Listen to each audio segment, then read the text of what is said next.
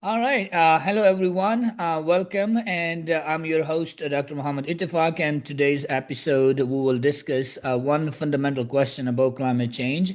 And that question is what Americans think about climate change. And today, in this episode, my guest is a social scientist. He's a research faculty at Yale University. And Yale has one of the leading programs or a center in climate change communication research other than George Mason. Both of them do work together, which is amazing. So, my guest is Dr. Matthew Goldberg, and I am grateful for his time and welcome to Science Talk. Thanks so much for having me. All right, so let's start talking about what is going on in terms of climate change, what people think in America. Because recently I had some guests on my show talking about energy transition and hardcore climate environmental sciences people who do modeling, predict, analyze the satellite data. But I think we are on the other side of climate change work, which is trying to understand people's attitude, behavior, and knowledge and literacy, and trying to understand why they do certain type of policies they support and why they don't. So I think I thought like there's no other better person talking than Matt. So please introduce yourself a little bit and then get us started there where we are.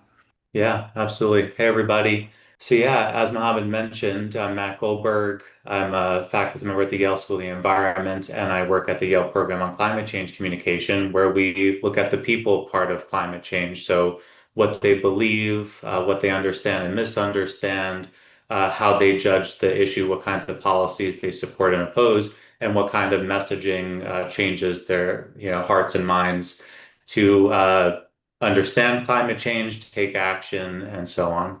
Mhm.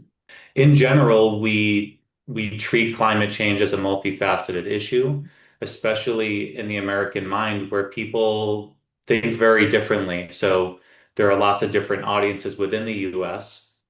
We often think about them through our framework, Global Warming's Six Americas, where people vary depending on how seriously they take the issue, from the alarmed, who are most concerned and worried about the issue, support policies to address climate change. And then you've got the concerned that are a little bit less worried, a little bit less likely to take action. The cautious are a bit more stuck on the lack of understanding of the causes of climate change and their certainty about whether it's happening. The disengaged usually say things like they don't know whether climate change is happening, so really aren't paying much attention to the issue. And then you've got the doubtful and the dismissive. And often we think about the doubtful or dismissive as just like being totally against climate change. And but they differ in some key ways. So the doubtful might bring some skepticism to the issue, whereas the dismissive are typically what we imagine being the hostile vocal critics of the issue. And but that's a really small group. Mhm. And often they're disproportionately loud. Mhm. And so we think that they're much bigger than they actually are. And so these different groups within the US differ widely in the extent to which they understand that climate change is happening, that it's caused by human activities, and that it's a serious issue. And so that ends up affecting how we should engage with these different audiences because they're starting from very different places. So yeah, so the survey you're mentioning that climate change is on American minds, like you have six categories where you normally survey. So is it like annually you do it, or like every 6 months or 3 months, and how long has it been going on?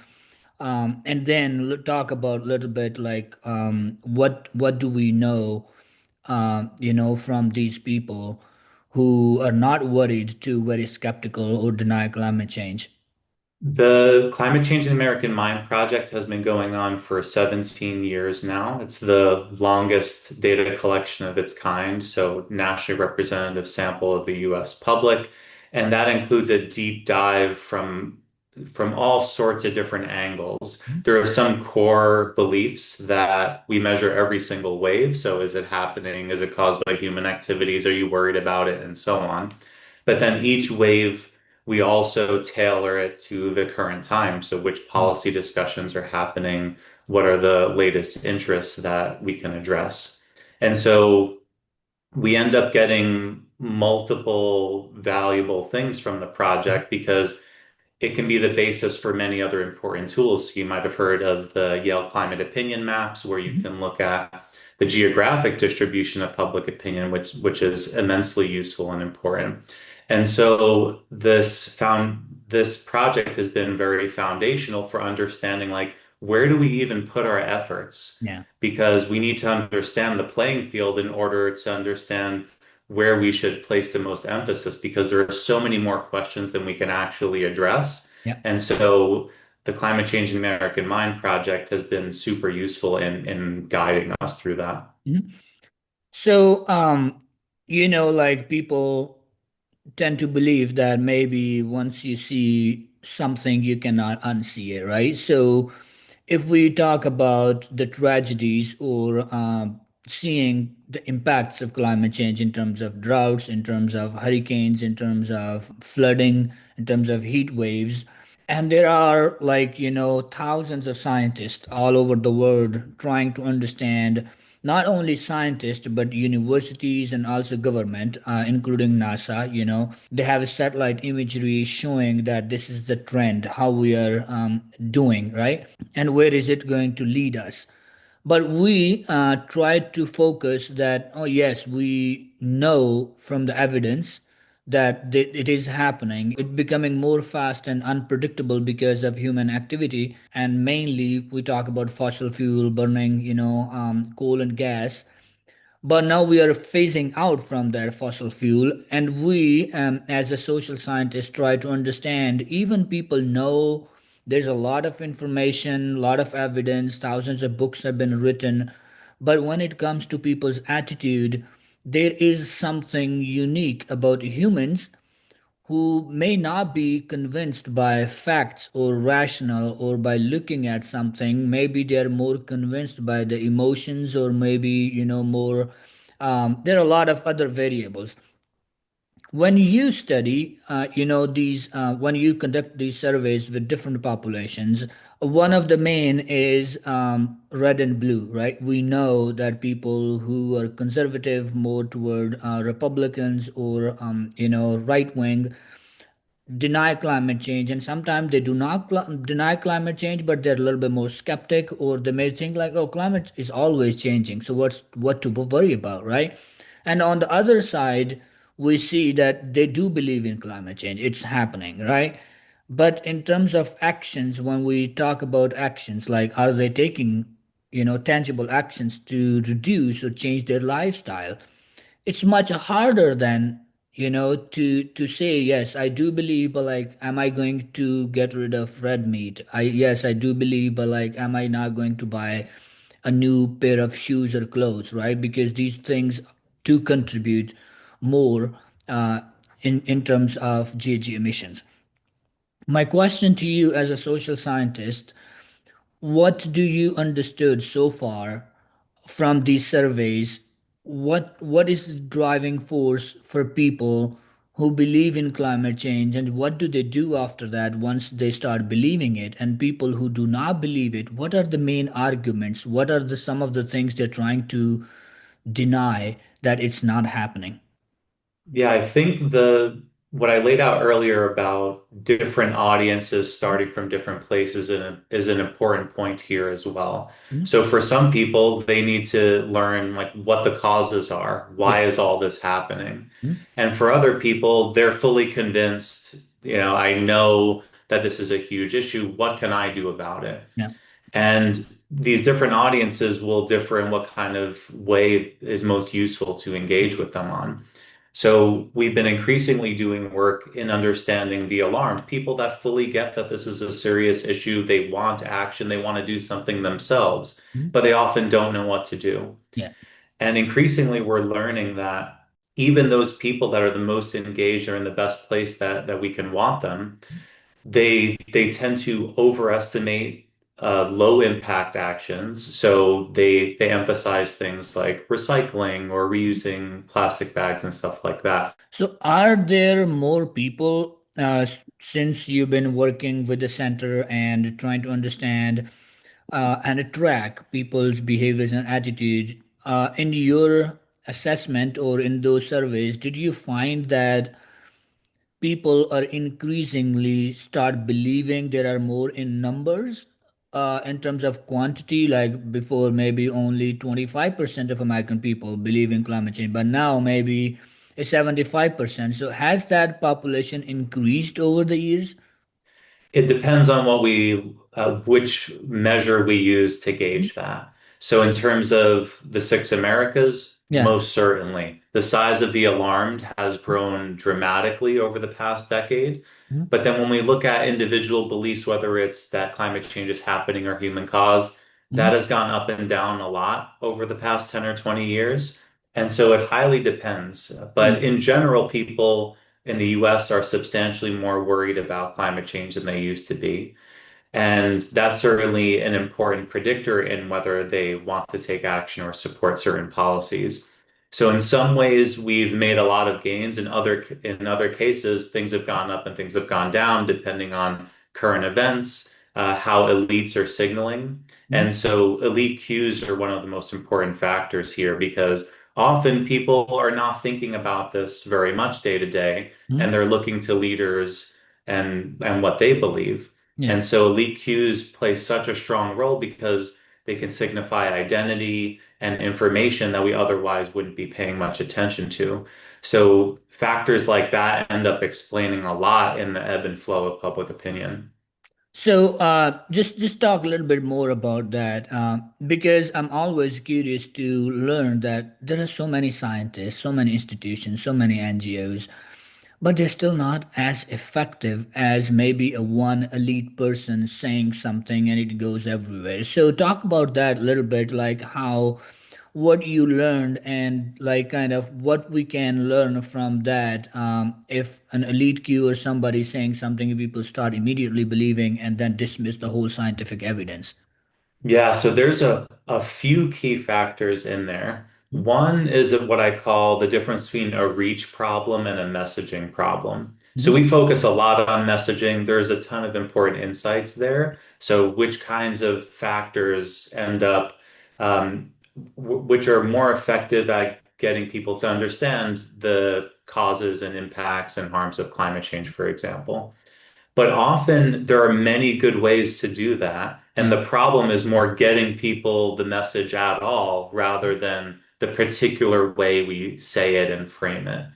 And so with elites, especially those with really big followings on social media, or if they have power in which they can reach a lot of people, then they're getting that message to lots of people, and often it's rooted in identity or affiliation with their party. So there are lots of these pressures that get people to think certain things that aren't necessarily about the substance of the messaging. It's Mhm. just the fact that they're hearing a lot of it from the people that they follow. And Mhm. that matters so much because there's no like framing or a language that can overcome a reach problem. Often people are not hearing very much about climate change at all. And Mhm. so the fact that when they do, they end up moving their beliefs in the direction of the message is super important. And so elite cues end up playing such a significant role because they're the people out there that we're hearing the most from. So, there are different types of elite cues. What I mean by that is that there are celebrities, right? Americans love two things, probably Hollywood and sports, right? Yeah. So, but when it comes to messaging or these elite saying something, it depends who the elite is, because I think it's always the politicians who have the louder voice than anybody else. For example, if Taylor Swift says something, she did say something during the elections, all right? Majority of these celebrities did endorse somebody. Is it different than when it comes to politics? than climate change or health messaging or other things? Because I think it might be like kind of very different depending on the issue they're talking about. Yeah, there's a few key issues that are wrapped together there. So one is still the reach one. So if you follow Taylor Swift, chances are you've heard this kind of message before. So she's not necessarily reaching brand new people there. And Mhm. so that ends up being a challenge. But there certainly are differences in the credibility and influence of different sources. It's hard to pin down exactly how it plays out, but I think identity is a really significant factor there. So the reason why politicians and other political leaders end up being influential is because often there's some kind of identity signal. Mhm. And so experiments have varied widely in the effects of different sources, but one that keeps coming back with some clearer evidence is political sources, because you can have all these experiments with identical information and arguments, but it's just the experiment manipulates whether it comes from one, a Democrat or a Republican, for example, and people are persuaded differently depending on who they think the information's coming from. Yeah. And so that evidence tells us that that source in isolation is carrying some significant weight. Mhm. And so that matters a lot because those leaders are going to have an influence because of the reach issue, but also the substance of the message is that their identity signaling actually carries some weight. And that identity, which identity is more powerful? Is it a political identity, religious identity, social identity? Because there are different identities. So when we talk about like which identity relate people more than others, of course it depends. But in general, when we talk about climate change messaging, is it a political identity more kind of prominent than others, than religious or some other? It can be. It depends on the context. So it's highly politicized. This issue is highly politicized in the US, way less so in many other countries abroad. And so this political context is unique. In many ways, it's an exception more than the norm. Yes. But in other cases, there are really good examples of other identities playing a very heavy role. Mhm. And so about 10 years ago, when Pope Francis was going around talking about climate change, Mhm. we did a study and actually an additional wave of climate change in the American mind, showing that Catholics actually did move in the direction of his message. And Mhm. that matters a lot, both Yeah. because of the reach and also he's taken as an extremely credible and influential messenger. And so in those cases, people's religious identity can be super important because that spans across political lines and can be really important in what people think. Yeah, and I think recently Pope Leo also talked about climate change and saying something along the lines like Mother Nature is crying or something. And that was very powerful speech, 7 to 8 minutes talking about climate change. And I think that people loved it on many sides. It was like kind of went on social media, which is great. So now so far we said that like you said that yes, people who started believing in climate change has increased over the years in the US. Identity is very important. Another thing is messaging, right? Climate messaging, how we frame certain things, how we say things. And there has been, for example, Antonio Guterres, he has used every single thing he can think of. The earth is boiling or it's climate emergency. It's there is no other way around. There is no planet B, like all these things. And we have trying to come up with messages which do work, which resonate with people. What kind of messages are more influential or impactful than others? And does this, I mean, we talked about the source. Of course, it matters, where it coming from. It depends on the people also you're talking about. But like, what is wrong with climate change messaging? What works and what is wrong with climate messaging? The best way I would frame it is that there are many ways to succeed with climate messaging, and it isn't obvious in broad strokes that some particular kinds of messages are always going to perform better than others. Mhm. So I'd say that there are all these different routes that can be really helpful to take. So there's a lot of good evidence on communicating about the impacts of climate change, making it more concrete to people. Mhm. But there's also a bunch of evidence on the scientific consensus around climate change and how learning that essentially every climate scientist on the planet has concluded Yeah. that human-caused climate change is happening, is a big deal, and we've got to do something about it. Mhm. And so there's a whole literature just on that that Mhm. has been really influential. But then, as we just discussed, there are religious appeals or other identity appeals that matter a lot. And Mhm. I'd put those into a more general category of social norms as well. Like people like us or people in our in-group believe this. So often people underestimate how much others care about climate change. And when they learn that people do care about it, they are also more likely to care about it. And Mhm. so there are all these different ways that you can be successful in building public understanding about climate change and motivation to address it. Mhm. So it isn't obvious which one is going to perform better than the next one, as long as there's some baseline level Yeah. of quality of argumentation and information. But I'd say a big overarching factor in deciding whether a message has gotten it wrong or is going to do well is typically around relevance. Mhm. So often messaging that falls flat is overly technical or talking about things that are more Yes. abstract, Yeah. like the amount of CO2 in the atmosphere Mhm. or melting ice caps or stuff like that, where those things are super important, but day to day people are not going to be thinking about that. So there's the focus on relevance is so key because that's what gets people to initially pay attention and actually engage with it. Mhm. And so our friends at Yale Climate Connections do amazing work with this, where you can find a story that matches your exact situation Yeah. that is interesting in a number of ways, and that speaks to the impacts on you and your community, and also various solutions to the problem. And so things like that are just like great examples of what to do for climate communication.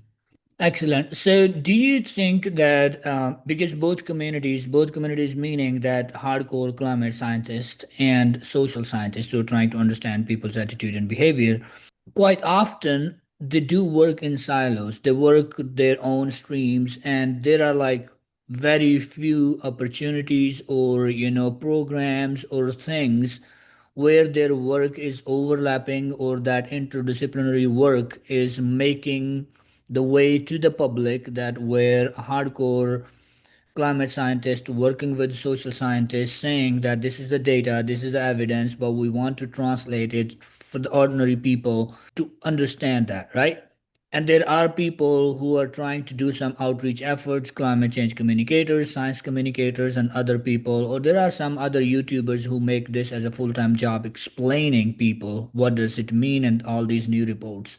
Do you think we will be better off if we work together more and also have that collaboration with the people who have a huge audience on social media platforms, working together to bring the change, making people realize that how dire or how important or how urgent it is to like do something about climate change?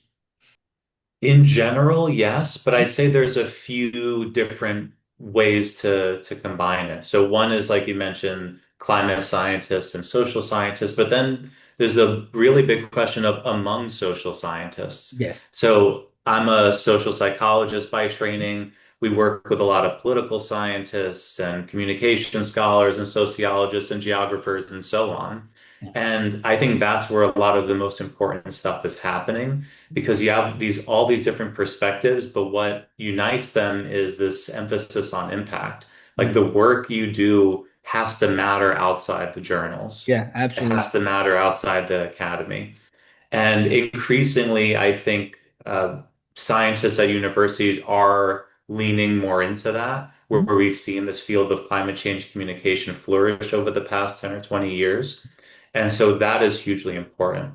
But then connecting it to the other categories that you mentioned, whether it's like celebrities, influencers, content creators, and so on, they're hugely important because of their reach, but Mhm. also they tend to focus more on that specific part than like doing the Yes. experiments and collecting the data. So Yes. they're going to be a way better communicator than I am Mhm.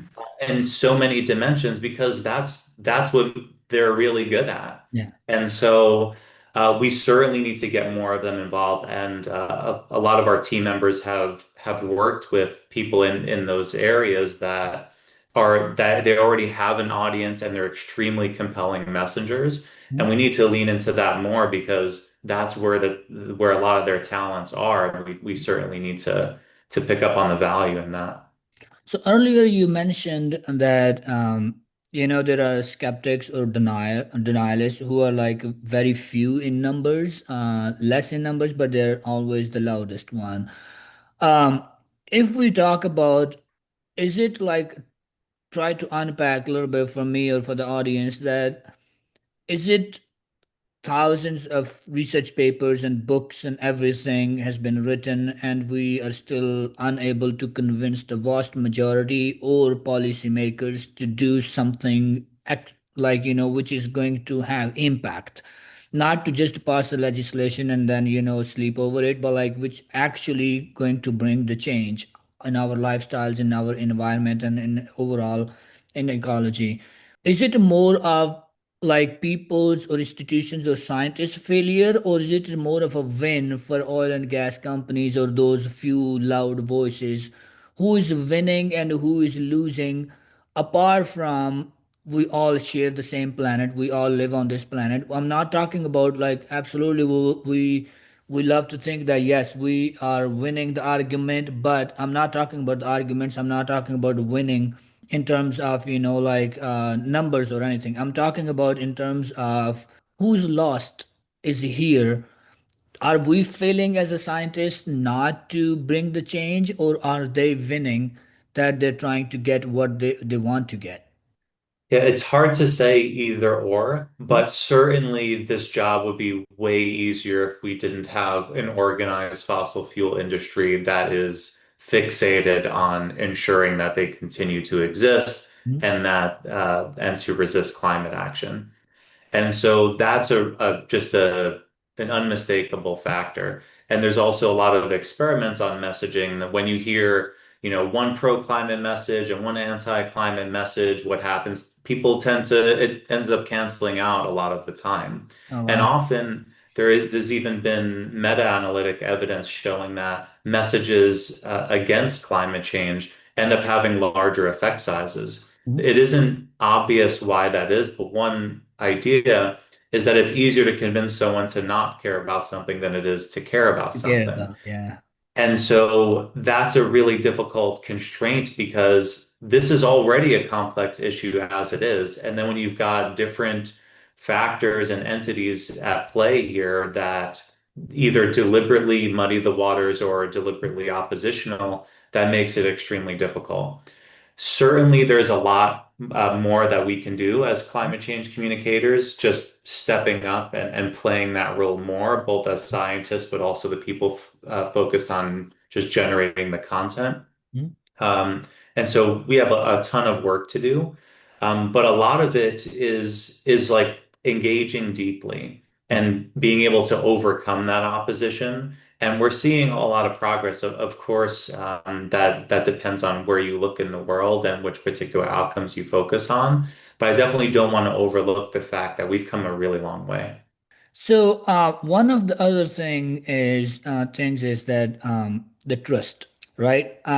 Trust is very important and a key factor whenever we talk about climate change, health messaging, or even anything, right? Like if somebody, a random person, or even your not a random person, like your family member will say, like, "Hey, Matt, do you trust me?"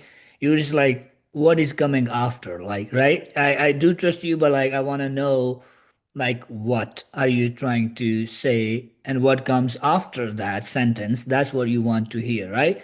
Trust is a very complex, it's a very tricky, it takes a lot of time to build over time, but it can be untrustworthy in a minute, right? You can lose it so quick, but in order to have that trust or earn that trust, it takes a lot, right? where are we in terms of trust and climate scientists, research, things related to trust? Yeah, trust is a really big factor, as you said, because often like that's the precursor to even beginning to listen to a message. Although there's been lots of backlash when it comes to scientific issues and when it comes to trust in scientists, in general, I think it's important to remind people that across many different areas and across many different countries, people generally have strong trust in scientists. There's a study on trust in scientists across 68 countries that showed that majority of people in most of the places studied have a pretty strong trust in scientists. And of course, that doesn't mean that there aren't pockets of the population that are really against Yeah. trusting scientists and that they're particularly loud. And often averages can mask those differences. And so the public perception around trust in science might not be reflective of the actual trust. In general, people are thinking about these things with high levels of trust, but then a lot of this is issue dependent. So we've seen different issues, whether it's vaccines or COVID or climate. People think very differently depending on what their group thinks, what's going on in their world and in their communities. And so it's really difficult to pull apart. But in general, I'd say that people really do trust scientists. And that's why I think the consensus messaging around climate change has continued to thrive, is because just how strong it is. There are tens of thousands of studies on climate change showing how strong the evidence is, and people are pretty moved by that. So one of the I think there is also, yeah, I saw that study from 68 countries, a lot of people, and I think some of your colleagues also contributed to that, and people from Zurich, right, started that study, and it's pretty amazing to see that we are getting more and more data and we're more connected. I mean, it's logistically it's very tough to conduct a study such a scale. And I think ordinary people do not understand how much time it will take to have a 68 or 70 countries to get the data and quality data and then interpret it and make sense, looking at the contextual factors and everything in that. So it's pretty groundbreaking paper. I might put that in the description below as well, just in Yeah. case people want to study more on that. You also studied, talking about, study now, you also studied recently another paper uh, analyzing media coverage or something that 110 countries. Can you also like talk about that, what you learned from that study? Yeah, that was a really interesting one, led by Sangok Lee. This is where we looked at belief systems around climate change. And so, for the longest time, we've measured attitudes and behaviors with questions that are just like focused on that particular thing. So, is it happening? Is it human caused? Are you worried about it? There's a lot of value in that. But increasingly, there has been this focus on treating it as a belief system rather than these disparate parts. Yeah. And in that study, we focused on the density of the belief systems, so how interconnected those beliefs are, and then also inconsistency in those belief systems. So whether people, at the same time support renewables and also support growing use of fossil fuels, for example.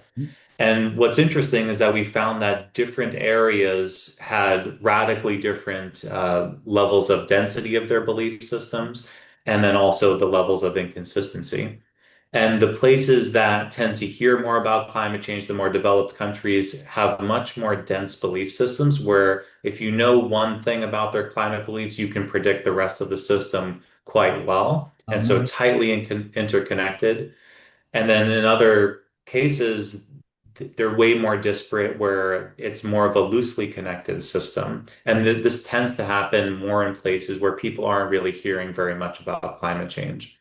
And then regarding inconsistency, this is more of a factor that seems to be related to energy abundance or energy poverty.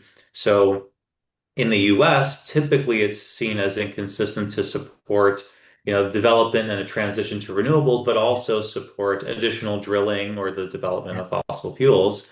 But in other places, it makes more sense to those people because there's energy poverty. Yes. And so these different geographies differ so much in their contextual and Yeah. political and cultural factors that their belief systems look very different in how they're connected.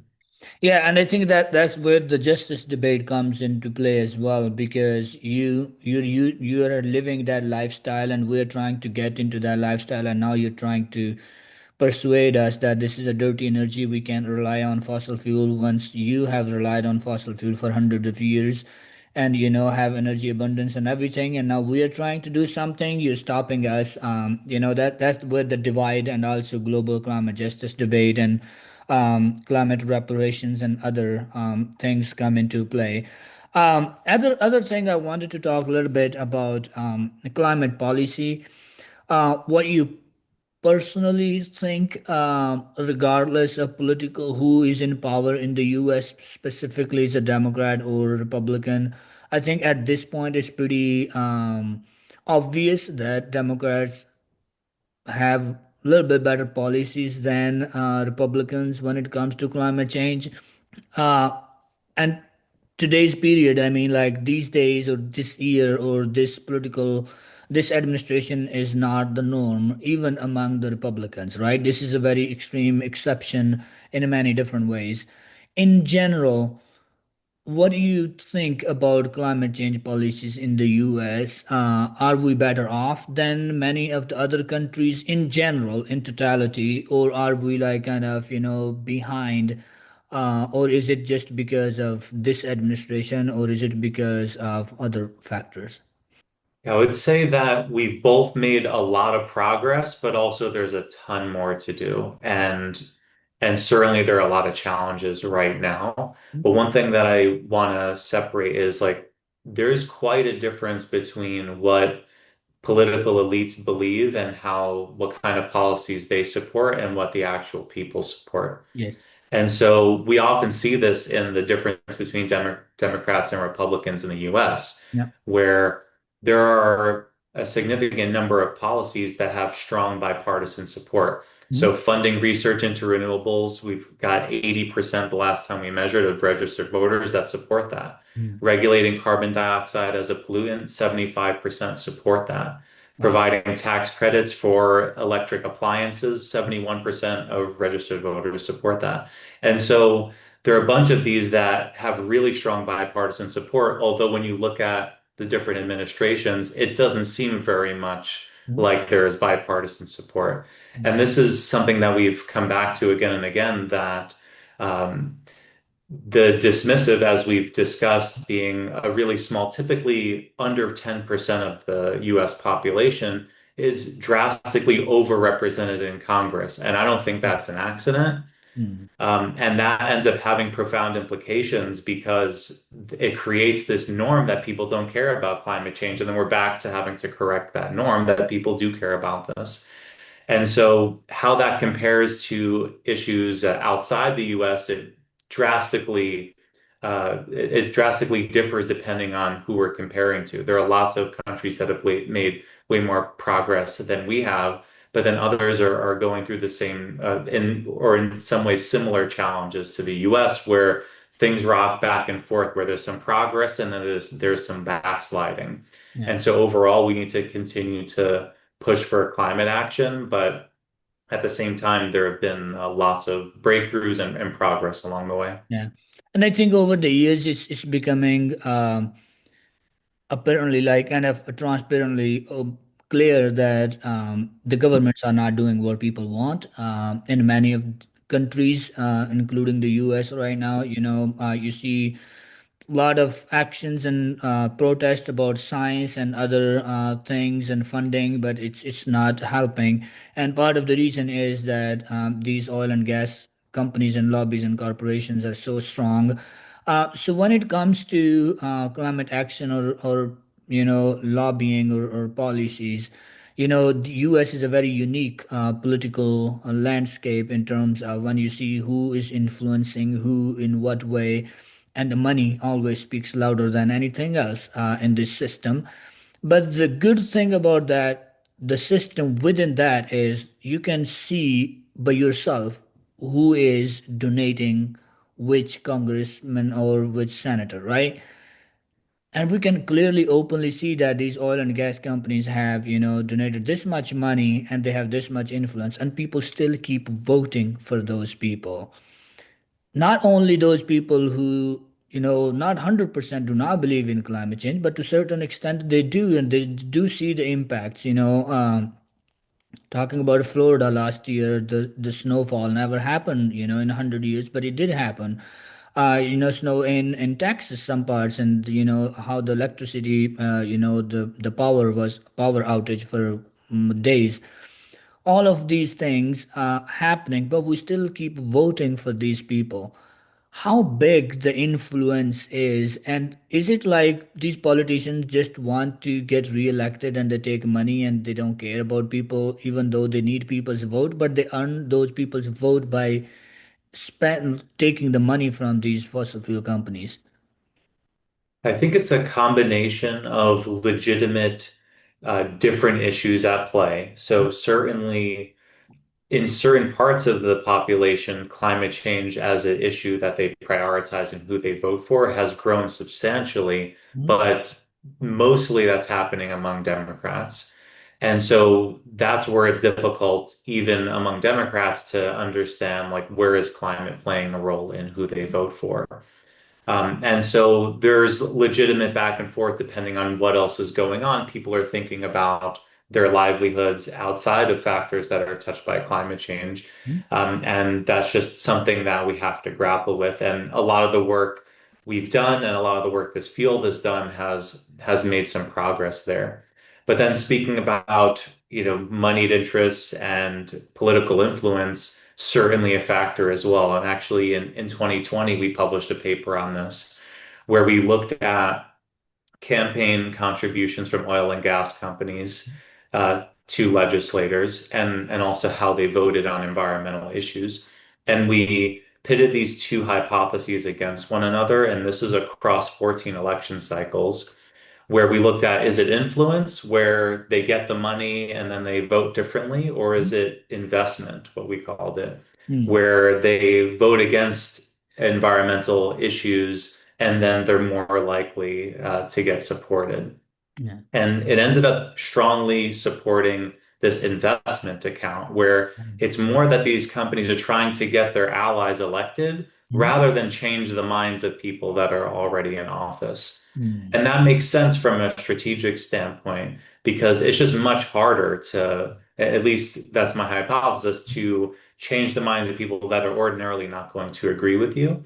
And then creating a norm that this is the way it has to be. So where there is that legitimate worried about being booted out of office if you make the wrong stance, in this case, as a Republican. And so those factors are definitely really significant. And there's some pretty good experimental evidence showing that money can buy you access. Yeah. And so, and there comes the reach problem again, is that like if they're only hearing from certain entities, then that's the way the influence is going to go. And so those factors are really significant. And on top of the already complex situation of lots of different issues happening in the world, Mm. and climate being a significant one of them. And so all that makes this really challenging. So before we wrap up, let's talk a little bit about climate literacy. You have published some work on that too.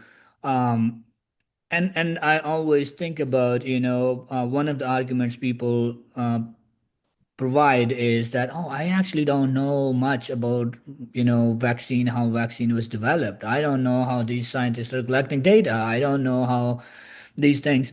But when it comes to other things, we smoke cigarettes, we use cell phones, we agree on terms and conditions which are written in many different ways, and we just click agree, move on. That argument is so BS in terms of thinking like you have to know everything before you make a decision. We make a lot of decisions without knowing anything about these financial companies, credit card, mortgages, car loans, education, financial literacy, how important it is. I know it cannot be emphasized enough to see how important the literacy is, but like how, in what ways the climate literacy is important. And what are some of the ways we can enhance that literacy, not only for ordinary people who do not believe in climate change, but also for our lawmakers? The issue of literacy is a really important one, but its influence highly depends on which outcome we're talking about. Mhm. And so who you vote for, getting out in the streets and supporting climate action, like you don't really need to know how much energy your appliances use in Yeah. order to get behind that, Yep. because we're relying on trusted either institutions or Mhm. individuals to do the excellent work that they do Yeah. to for us to agree as a society that we've got to take action on this. Mhm. And so in that respect, way less emphasis on literacy. But individual behavior still matters a lot. And Mhm. also which kinds of things we buy, the things we do, which cars we drive, how we heat and cool our homes, those things matter a ton for climate change. And also they're wrapped up with the policies that we end up supporting or opposing. Mhm. And so in that sense, literacy certainly matters. Mhm. And so earlier I mentioned some great work led by Miriam Remshard, who's doing work as part of her PhD that focuses on people that already want to take action. They want to do something about climate change, but they're often not sure what to do or which things matter. And so coming back to that finding that we keep seeing is that people overestimate the impact of low impact actions and they underestimate the impact of high impact actions. Oh, wow. And so those decisions certainly matter because they really just have like a substantive effect on carbon emissions. And so we certainly can't think about one without the other. And then how that relates to that first part again matters for like listening to the leaders that we might elect or support in an election. And so certainly, those things are deeply intertwined, but I'd say literacy matters for certain specific behaviors. But in other cases, it's not nearly as important as getting a general sense that it's happening, it's us, it's bad. Mhm. Scientists agree, and there's hope, and there's a lot we can do about it. And so that's a good way to put it all together. So, are you climate realist, climate optimist, or climate, no, hopeless? Where do you say yourself? Where are you in terms of, when it comes to actions, and can we really stop it? And there is a still hope, or there is a still possibility that we can keep it under 2.0 or 3.0? I would say I'm a cautious optimist. Mhm. So like on the one hand, the cautious part, like we've got a lot of work to do. Yes. There are harms that are happening now that have been happening, and they're going to continue to get worse. Mhm. But we've made a ton of progress, and there's also a lot of things we can do about it. And I think we really can do it.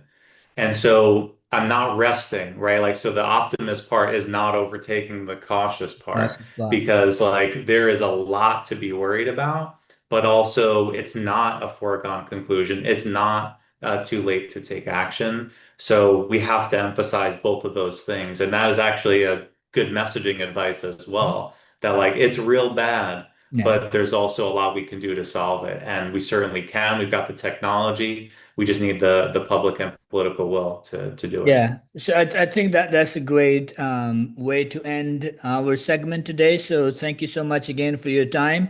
And I think, yes, I do agree that we can, but I'm not sure if we will. That's another question. We can do things, but will we do things? But we will see how it goes in next 10, 20 years. But thank you, Matt, again, one more time for taking the time talking about these issues, making a little bit more understandable for people about climate action policies, messaging, literacy, trust, and the survey your institute has been doing for the last 17 years. So thank you so much. I appreciate your time coming on the show.